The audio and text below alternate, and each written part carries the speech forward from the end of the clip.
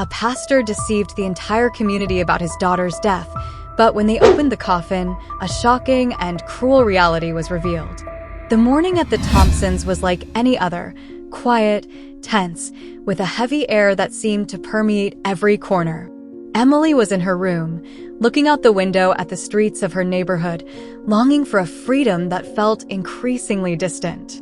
From a young age, she had learned that her father's rules were unbreakable: no leaving without permission, no talking to anyone outside the church, and above all, no questioning his authority.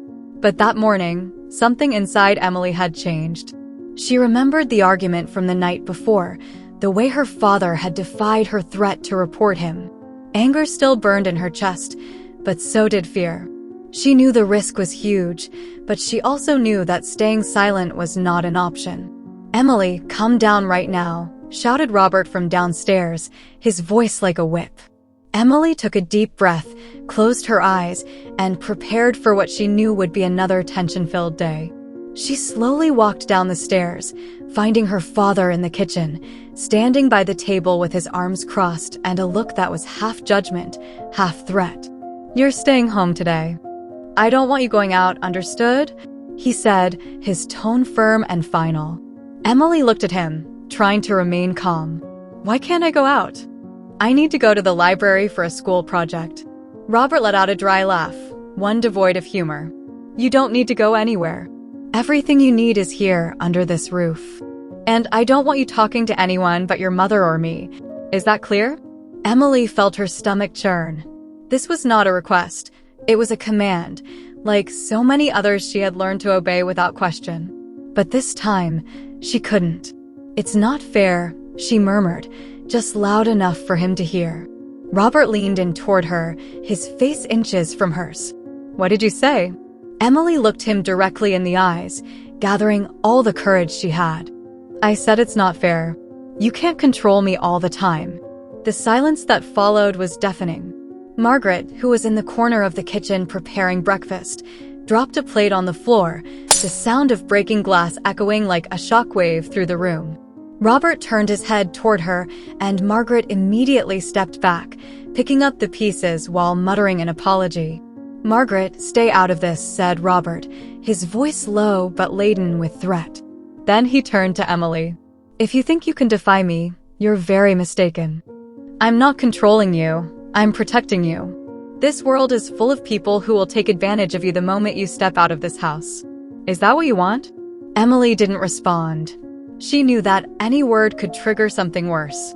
Later, when Robert went out to attend to some matters at the church, Emily saw her opportunity.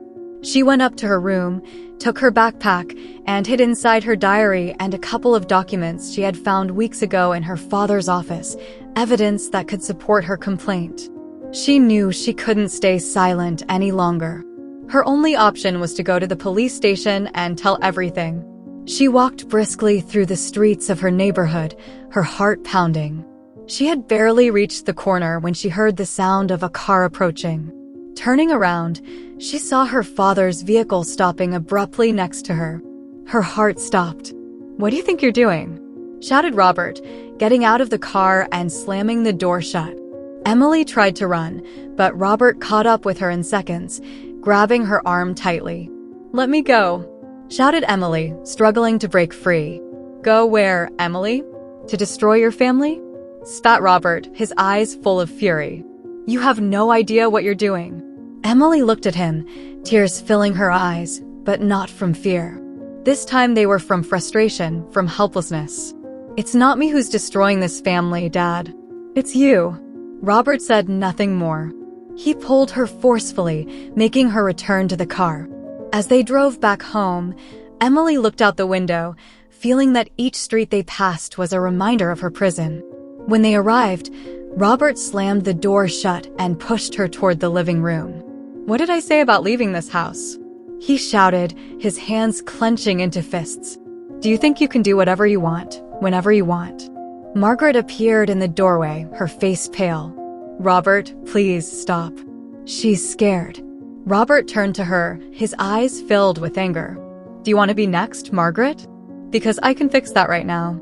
Margaret stepped back, her eyes full of tears, and said nothing more. Emily felt her heart break as she saw her mother so defenseless, as trapped as she was. "This is what's going to happen," Emily continued Robert, pointing at her. "You're not going to go out without my permission. You're not going to talk to anyone about what happens in this house. Understood?" Emily didn't respond. Her gaze was fixed on the floor, but inside her, a spark of resistance still lived. That night, while alone in her room, Emily opened her journal and began to write. Each word was a promise to herself. No matter how much they tried to silence her, she would not give up. She knew her father was watching her, but she also knew that, sooner or later, she would find a way to make the truth come to light. The next morning, the Thompson house was completely silent except for the ticking of the clock in the living room. Emily remained in her room, sitting on the edge of her bed, looking out the window onto the street. She had decided that this day would be different. She could no longer stay silent. She could no longer live with the weight of her father's secrets. Emily cautiously moved towards the front door. Her father was at church, as every Sunday morning, and his absence provided her a small window of opportunity. With each step towards the exit, her heart beat louder. Finally, she opened the door, feeling the fresh air of freedom. It wasn't just the air she felt, it was hope. She began to walk quickly towards the town's police station, clutching her backpack against her chest. She didn't know exactly what she would say, but she knew she had to try. She had to tell her story. However, when she was halfway there, a chill ran down her spine. She turned quickly and there he was, her father, slowly advancing down the street, like a predator stalking his prey. Emily's legs froze for a second before she forced herself to run. But she didn't get very far. "Emily!" Robert shouted. Emily didn't respond. She kept running, but Robert shouted with such force that the sound echoed down the empty street. "I told you to come here!" He roared as he caught up to her, grabbing her arm with a force that made her scream. "Let me go!" Emily shouted, struggling to break free. "I'm going to the police, Dad. I'm going to tell them everything you do." Robert tightened his grip, his face transforming into a mix of fury and fear. "You have no idea what you're talking about," he growled, bringing his face close to hers. "If you say a word, you'll destroy this family. Everything you have, everything you are, is thanks to me. Is this how you thank me?" Emily looked him straight in the eyes, tears filling her eyes. "I don't care. I can't continue living like this. I can't stay silent while you do this to Mom and me, while you do horrible things at church." Robert dragged her to the car, opening the passenger door and practically pushing her inside. Emily tried to resist, but her father's strength was overwhelming. The ride back home was filled with tense silence. Robert kept his hands firmly on the steering wheel, his knuckles white from the force with which he gripped it. Emily, sitting beside him, felt a whirlwind of emotions, anger, helplessness, but also a spark of hope. She had spoken the truth, and although she hadn't reached the police, she knew she couldn't ignore what she felt anymore. When they arrived home, Robert slammed the door behind them and pushed her towards the living room. "What the hell did you think you were doing?" he shouted, his voice filling the house like thunder. Emily looked at him, tears running down her face. "I was trying to save us, Dad. Mom, me, even you." Robert let out a bitter laugh, shaking his head. "Save us? You have no idea what you're talking about. You have no idea what's really at stake." Margaret appeared at the entrance to the living room, her face pale and her body trembling. "Robert, please, calm down," she said in a thin voice. Robert turned to her, pointing a finger. "You say nothing, Margaret. This is also your fault. You've always let this girl do whatever she wants. And now, look where we are." Margaret stepped back, tears in her eyes. "I'm sorry." Don't be sorry," Robert shouted, moving towards her, but then stopped and looked back at Emily. "This ends here. No more outings. No more nonsense. Understood?" Emily didn't respond. Her silence was her only form of resistance at that moment. But in her mind, she was forming a new plan.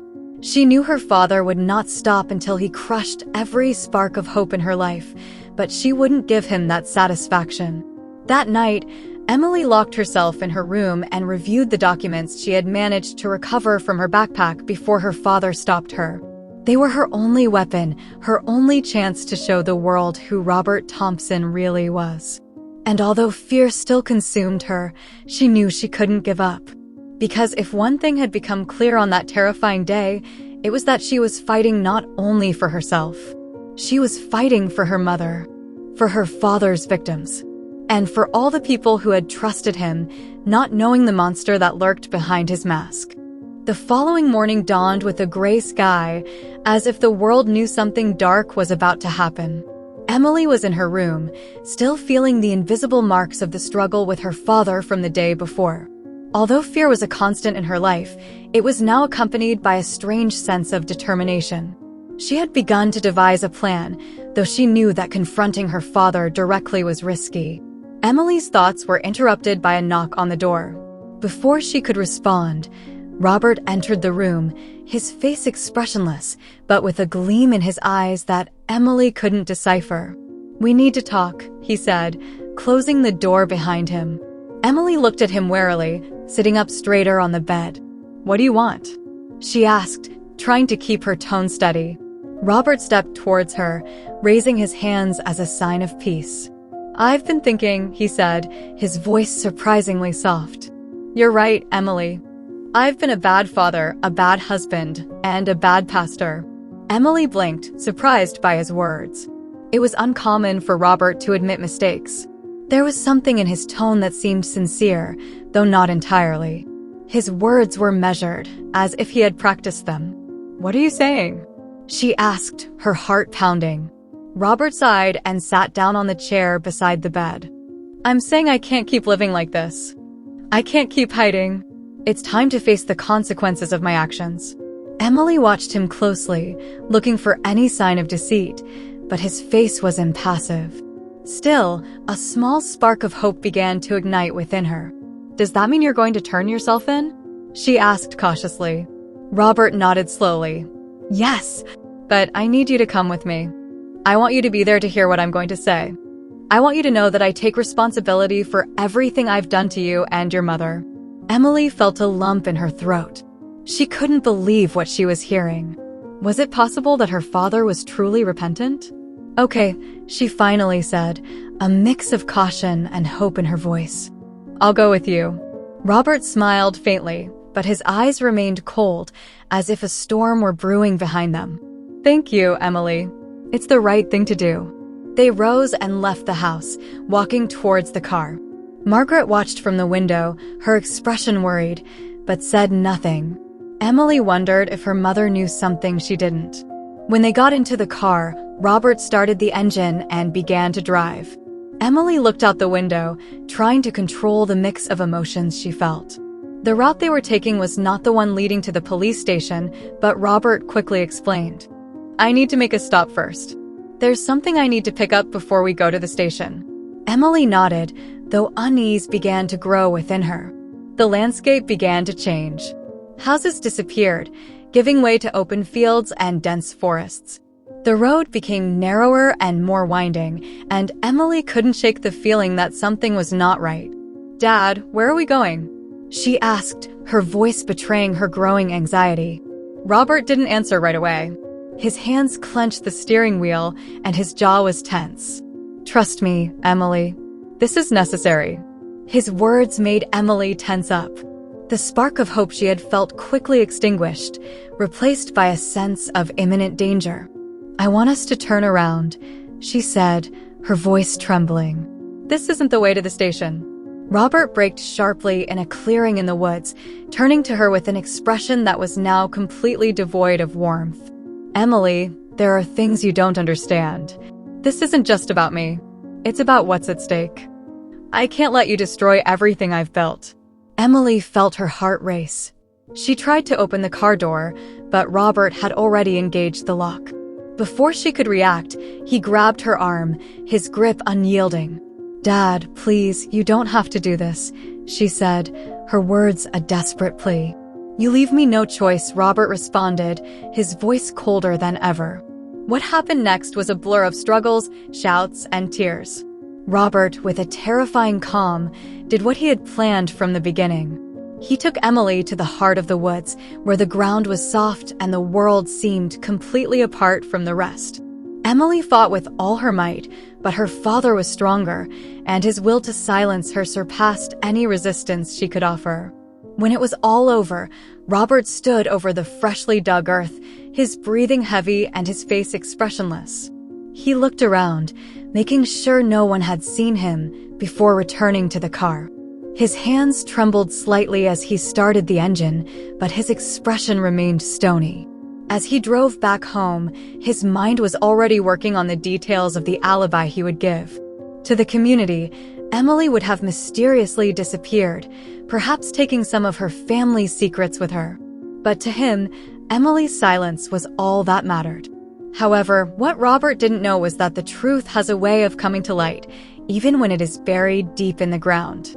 The village church was fuller than ever, with the faithful crowding the pews, eager to hear the words of Pastor Robert Thompson. For many, he remained the rock upon which they built their lives. His sermons, full of passion and an apparent love for family, resonated deeply within the hearts of the community. That morning, Robert ascended the pulpit with a serene smile, his Bible in one hand and the weight of a dark secret in the other. From that place of authority, his voice rose, warm and convincing, as if each word carried an unbreakable truth. "The family is the most important pillar of our lives," he said, looking into the eyes of his followers. "It is our refuge, our fortress. But it can also be a place where sin tries to infiltrate. That is why we must protect it, love it, and be guided by God's principles." His words elicited murmurs of agreement among the attendees. Some bowed their heads in prayer, while others took notes in their notebooks. No one imagined the weight of hypocrisy that was hidden behind that perfect facade.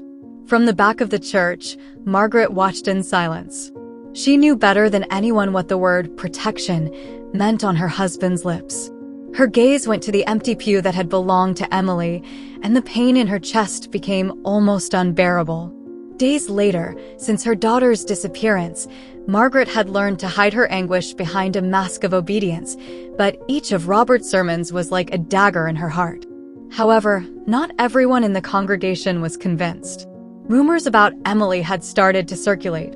Her absence was a topic of whispers in markets, schools, and social gatherings. Robert's official version, that Emily had decided to leave to seek a spiritual purpose outside the village, did not convince everyone. After the service, the faithful gathered in small groups outside the church, exchanging opinions in hushed tones. "Do you really believe Emily left just like that, without telling anyone?" asked Susan, a middle-aged woman known for her curiosity. "She always seemed to me a reserved girl, but it doesn't make sense." "The pastor said she needed to find her way," another woman replied, though her tone showed doubt. "Maybe she was going through something we didn't want to see." "I don't know," insisted Susan. "Something doesn't add up." Robert approached the faithful with his usual smile and words of comfort. Whenever someone hinted at a doubt about Emily, he knew exactly what to say. "Emily has always been a girl with a restless spirit," he explained in a fatherly tone. "I supported her decision to leave because I knew God had great plans for her. And as a father, all I want is her happiness." The certainty in his words disarmed any suspicion. Doubts were silenced, at least for a time, thanks to his charisma and ability to manipulate. However, not everyone was satisfied. That night, while Margaret was in the kitchen, Robert entered, closing the door with a sharp gesture. His pastor's smile had faded, leaving only his true nature, cold and controlling. "Margaret, I've noticed that you're distracted," he said, crossing his arms. "Is there something you need to tell me?" Margaret looked down at the floor, clenching her hands to contain the tremor. "No, Robert. Nothing." "Good," he replied, leaning toward her. "Because it would be a very serious mistake for someone like you to spread rumors. People need to believe in me. In us." Margaret quickly nodded, avoiding his gaze. "I understand." Robert retired to his study, leaving Margaret alone. She leaned against the sink, silent tears running down her face. She knew Robert wasn't directly threatening her, but his words always carried a deeper meaning. He didn't just want silence, he wanted absolute loyalty. Meanwhile, elsewhere in the village, the whispers about Emily continued. Susan, unable to stop thinking about the inconsistencies, decided to speak with Agent Harris, who had been informally investigating Emily's disappearance. "Agent Harris, don't you find it strange?" she asked, sitting across from his desk in the small village office. Emily never said she wanted to leave. There are no letters, no traces. It's as if she just disappeared. Harris frowned, noting Susan's words. "And what do you think happened?" he asked. "I don't know," Susan replied, looking out the window. "But I think the pastor knows more than he's saying." Harris observed in silence, his mind working quickly. Stories about Robert Thompson had always been contradictory. He was a man loved by the community, but his sermons were just the surface of a life that seemed to hide more than it showed. That night, Harris reviewed the documents he had collected about the Thompson family. The church's financial records showed unusual movements, and interviews with some community members indicated that Emily had been restless weeks before disappearing.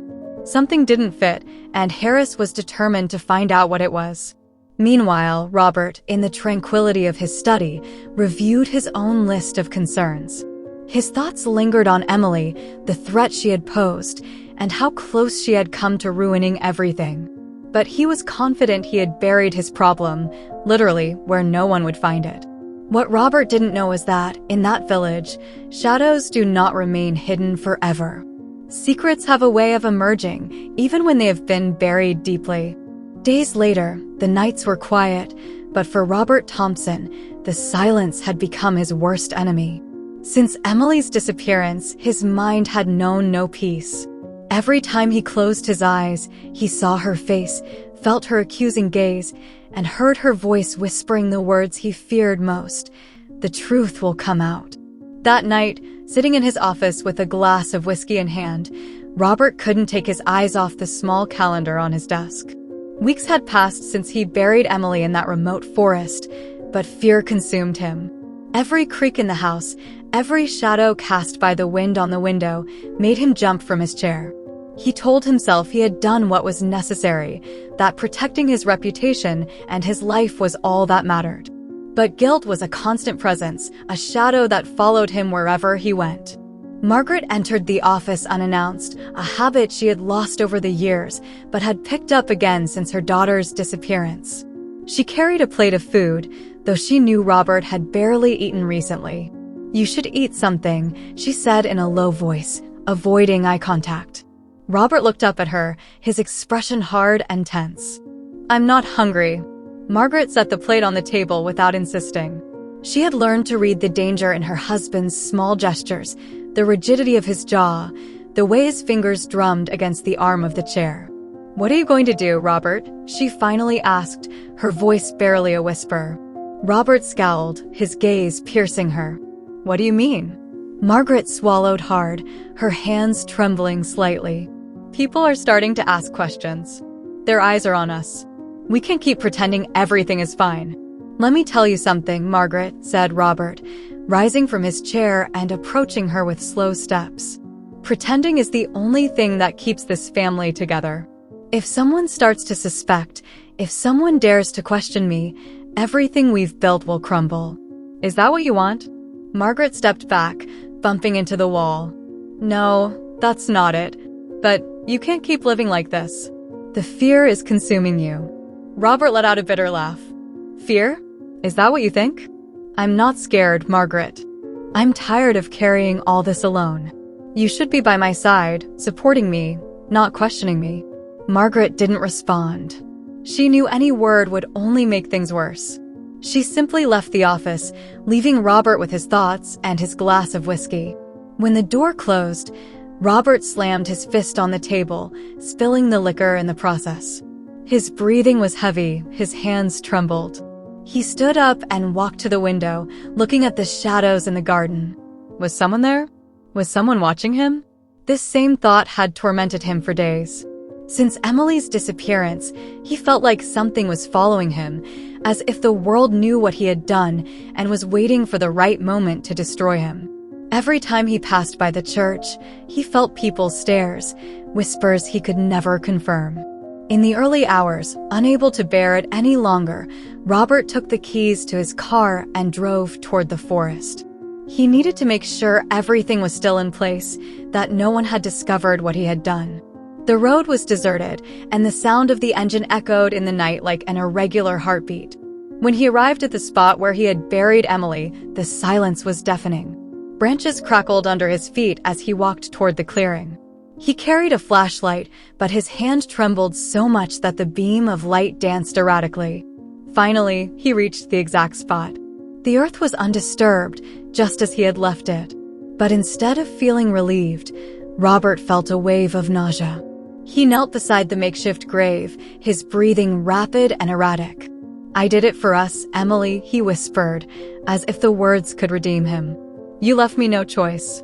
The wind blew, cold and sharp, like a silent response to his words. Robert quickly stood up and returned to the car, constantly looking over his shoulder. The forest seemed alive, as if it were watching him, judging him.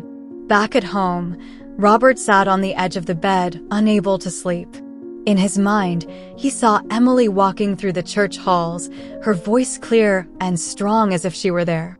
"The truth always finds its way," she whispered in his mind. The fear that terrorized him was not just about being discovered. It was the weight of knowing that, no matter how much he tried to bury it, he could not escape from himself. Robert Thompson continued his life as if nothing had happened. In the mornings, he walked the streets of Havenwood with a smile that seemed genuine, greeting neighbors with the same affable authority he had always been known for. In the afternoons, he took care of his duties at the church, making sure each sermon was perfectly rehearsed, every word carefully chosen to keep the community under his control. But inside, the facade was starting to crack. During Sunday services, his voice remained steady, but some began to notice something different. Perhaps it was the slight tremor in his hands when he held the Bible, or the way he avoided prolonged eye contact with the congregation. Those who knew him better, like Susan, began to see the signs. "Don't you find it strange?" Susan asked her friend Clara one afternoon as they left the market. "Since Emily disappeared, Robert seems different. More tense, more evasive." Clara, who had been a faithful follower of the pastor for years, frowned. "It's understandable, don't you think?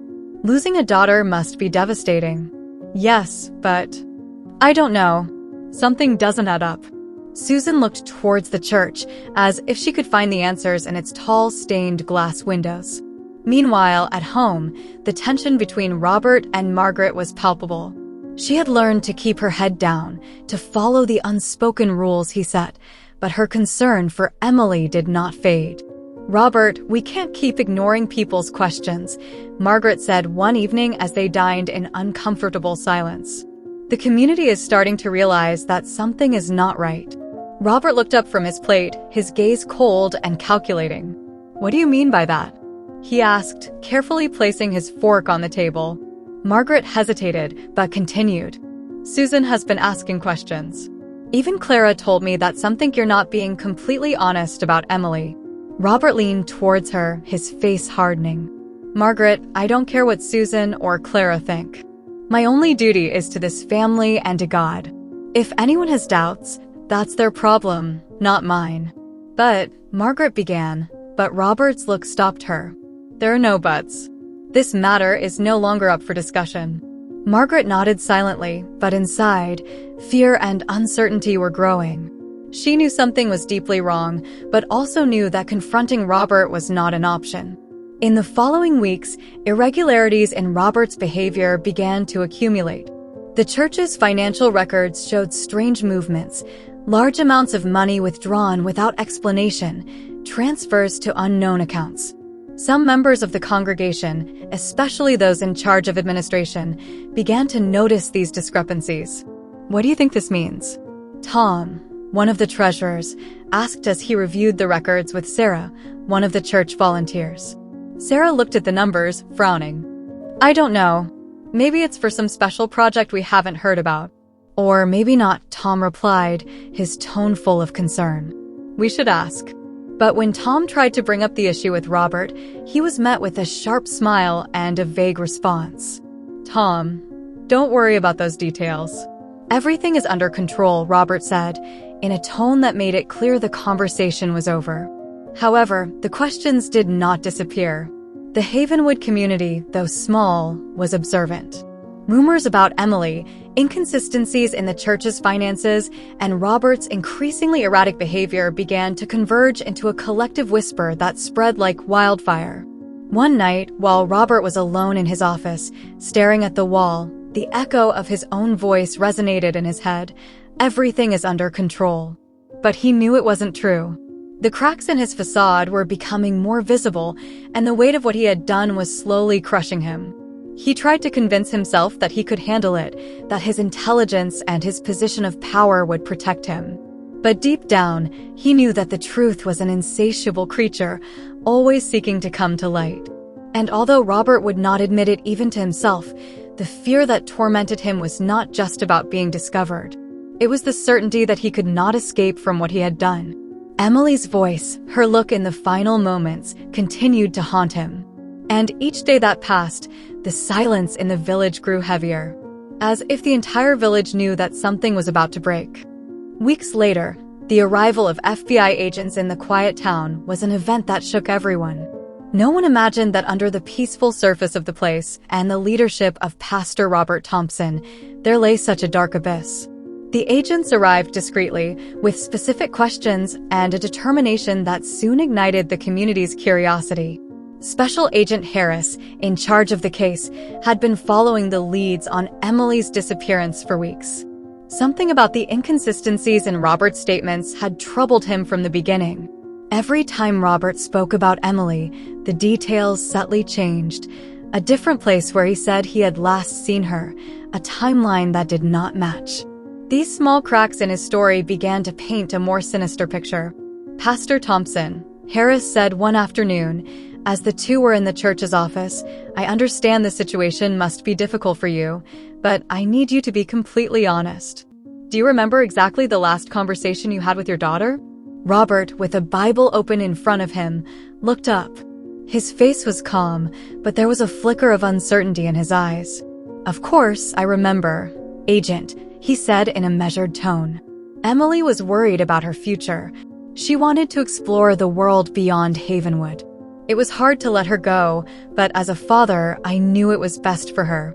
Harris slightly tilted his head, observing every nuance in Robert's tone. That does not match what you mentioned the first time we spoke. You said Emily was disagreeing with you about something related to the church. Could you clarify that? The pastor blinked, a nervous tick in his jaw betraying his apparent calm. Yes, of course. There was a small argument, but nothing out of the ordinary. Just family things. Harris did not respond immediately, allowing the silence to press on Robert. Finally, the agent stood up. Thank you for your time, Pastor. We will continue our investigation. As Harris left the church, his mind was working. He knew Robert was hiding something, and modern technology was on his side. Data from cell phones and bank records were starting to shed light on the case. In the following days, an FBI team began to track the signals from Emily's phone. Although the device had been off since her disappearance, a thorough analysis revealed the last known location, a point in a forest on the outskirts of the town. The evidence was thin, but sufficient to justify a broader search. The day the team arrived at the forest, Robert was at his home, completely unaware of what was unfolding. Margaret, however, had noticed the unusual movements of the agents and felt a mix of fear and hope. For so long she had suppressed her suspicions, but now everything seemed to be coming to light. The search in the forest was thorough, and when they finally found the place where Emily had been buried, the news spread like wildfire throughout the town. The community, which had always blindly trusted Robert, was plunged into a state of shock. That night, Harris returned to the Thompsons' house with an arrest warrant. Robert was sitting in his office, surrounded by the relics of his false life of piety. "Robert Thompson, you are under arrest for the murder of Emily Thompson and for obstruction of justice," Harris stated firmly. For the first time, Robert's mask completely broke. He tried to justify himself, to blame Emily, the circumstances, anything but himself. "You don't understand," he shouted as the agents handcuffed him. "I did it for my family, for the church. She was on the dark side. She was going to destroy us." Margaret, standing in the hallway, watched with tears in her eyes. As much as Robert tried to justify his actions, the man who had controlled her life for so many years now looked small, defeated. Robert's trial was swift, and the evidence was irrefutable. He was found guilty and sentenced to life in prison. For many in the community, the truth about the pastor was a devastating blow, but it also marked the beginning of a deep reflection. Days later, the dawn in the village brought a different air that morning. The gentle breeze that rustled the branches seemed to carry a promise of renewal, although the scars from the recent past were still open. Margaret rose early, the weight of the past months still nested on her shoulders. Since Robert's conviction, her life had been a whirlwind of pain, self-reflection, and a growing determination to change not only her life, but also the lives of those who lived in silence under the weight of their own torments. The news of Robert's arrest and the discovery of Emily's remains still echoed in the community. The village, once a haven of calm, now lived submerged in a mix of shame and a need for atonement. That morning, Margaret headed to the church, the same one she had avoided since the day she saw Robert being taken away in handcuffs. She had agreed to lead a community meeting, one that marked the beginning of a new chapter for everyone. When she arrived, she found a group already gathered inside. The new pastor, Reverend Mitchell, was conversing with some of the attendees, his serene voice filling the space with a warmth that had been forgotten. On the altar, a large photograph of Emily presided over the setting, framed by candles that flickered softly. Margaret paused for a moment in front of the image, letting her daughter's strength guide her. "Today we are here to heal, to remember, and to commit ourselves not to repeat the mistakes of the past," Margaret began as she spoke. Her voice was firm, though her hands trembled slightly. Emily was not just the victim of one man, but also of a system of silences and complicities that allowed her light to be extinguished too soon. But her story did not end with her death. She left us with a purpose. The meeting unfolded in an atmosphere of honesty. Attendees shared personal stories of abuse and control, breaking years of fear and shame. Each confession, though painful, was received with support and empathy. Through tears and hugs, the village began to understand that the only way forward was to face their wounds together. Meanwhile, in Agent Harris's office, investigations into Robert continued. Although the trial had concluded, there were indications that his control extended beyond his family. Bank records and communications suggested that others had been silenced or manipulated. Harris knew that to fully close this chapter, he needed to get to the bottom of everything. A few days later, Harris arrived at the shelter Margaret had set up to talk with her. The woman greeted him with a mix of gratitude and apprehension. Although Harris had been instrumental in uncovering the truth, every conversation with him reminded her of the pain of losing Emily. "Margaret, I know this isn't easy, but we need your help to understand if there were other cases, other people who may have suffered under Robert's control," Harris said as he took a seat. Margaret nodded, her eyes fixed on a photograph of Emily hanging on the wall. Robert was always a master of appearances. He made it seem as if everything he did was for the good of the church and the community. But now, looking back, I see the signs. There were women who came to me seeking help. I didn't know what to do. I was afraid to confront him. Harris took notes, aware that these statements could open new paths in the investigation.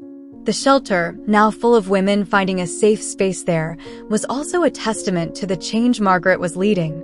"The important thing is that you're here now, making a difference," Harris said encouragingly.